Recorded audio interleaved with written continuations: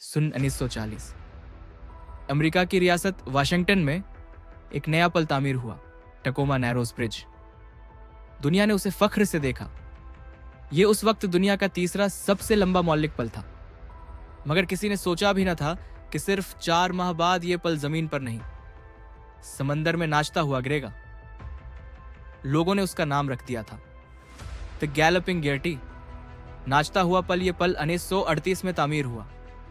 Engineers ने उसे खूबसूरती और कम लागत पर बनाया, लेकिन उन्होंने एक अहम हकीकत को नजरअंदाज किया, हवा की ताकत।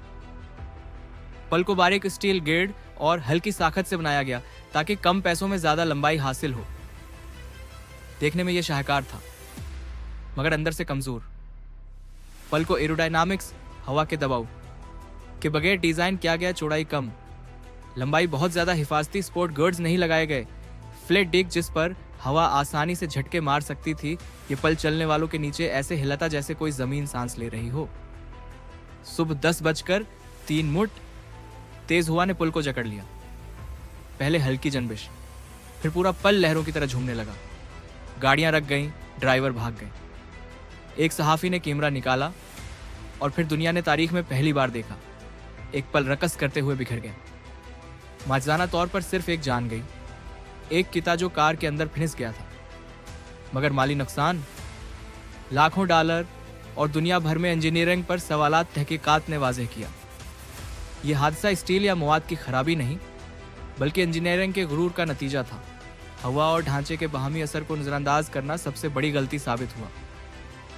टकोमा ब्रिज का मुलबा अब भी समंदर में है, बतौर खामोश उस्ताद। उस हादसे ने दुनिया को नया उसूल दिया, पल बनाओ तो हुआ से पूछकर बनाओ। आज हर इंजीनियरिंग यूनिवर्सिटी में टकोमा ब्रिज जरूर पढ़ाया जाता है, क्योंकि यह पल गरा नहीं था, यह इंसानी बेहतियाती को सामने लाया था। क्विबेक ब्रिज, कनाडा, 1907। इंजीनियरिंग की गलती जिसने 75 जाने ले लें। सन 1907 कनाडा के शहर क्यूबेक में दुनिया का सबसे बड़ा स्टील पल तामीर हो रहा था। क्यूबेक ब्रिज, यह पल अजमत की अलामत था, कनाडा का फक्र। मगर कुछ महीने बाद यह पल अजमत नहीं, अलमिया बन गया। क्यूबेक ब्रिज को दुनिया का सबसे लंबा कैंटिलीवर बुर्ज बनाने का इरादा था। इंजीनियर्स ने कहा, हम ऐसा पल बनाएंगे जिस जैसा कोई ना हो, लेकिन इसी जज्बे में उन्होंने वजन और ताकत की कैलकुलेशन में गलती कर दी। पल के मरकजी हिस्से का वजन डिजाइन से ज्यादा था, मगर किसी ने दोबारा हिसाब नहीं किया। तामीर के दौरान कई कारकुनों ने बताया, स्टील बीम झुक रही हैं, कुछ हिस्से मड़ रहे हैं, नेट बोल्ट्स हिल रहे हैं। इंजीनियर्स ने जवाब दिया, फिक्र मत करो, ये सब नॉर्मल है। ये वो जमला था जिसने दर्जनों जिंदगियां निगल लें। शाम 5:30 पर अचानक जोरदार धमाके के साथ टूटा और समंदर में जा गिरा। 75 मजदूर चंद सेकंड में लोहे के ढांचे के नीचे दब गए। कोई चीख नहीं, कोई आखिरी अल्फाज नहीं, सिर्फ लोहा था और खामोशी। बिश्तर मजदूर मकामी और मुहाजिर मेहनत कश थे जो अपने खानदानों को पालने आए थे। उनकी लाशें तक पूरी न मिल सकें, कुछ लोहे को काटे बगैर बाहर न निकाली जा सकें। सरकारी रिपोर्ट ने साफ लिखा, this bridge did not fall, it was calculated wrong.